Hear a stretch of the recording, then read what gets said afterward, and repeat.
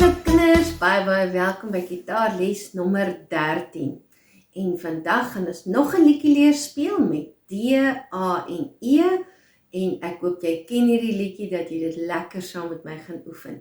Nou die liedjie wat ons vandag gaan leer en wat ons gaan speel is Jesus Loves Me, This I Know. So kom ons kyk bietjie of jy hom saam met my gaan regkry. Ons gaan dit eers lekker stadig doen, so vir 1 of 2 keer.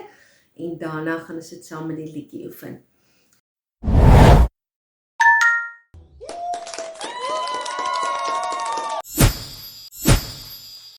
Goed, so die vingertjies op A. Kom ons probeer. Jesus loves me, this I know.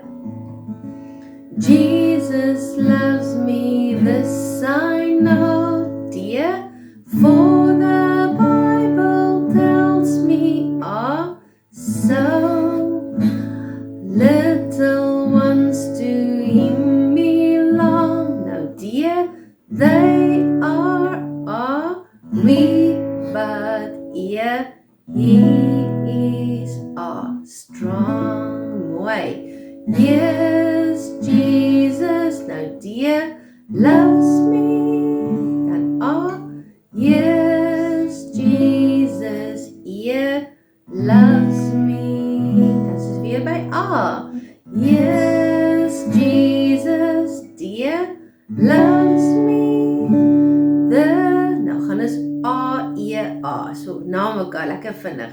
The Bible tells me so. Baie mooi. Kom ons probeer dit gou weer, want ek weet dit raak 'n bietjie moeiliker, maar jy gaan dit maklik regkry. Goed, kom ons probeer weer. Ons is op A. Jesus loves me, this I know. D, for the Bible tells me so. Little ones to him belong. Then D, they are weak, but he is strong. Yes, Jesus, D, loves me. Then yes, Jesus, loves me. Dan weer A. Yes, Jesus, dear, loves me.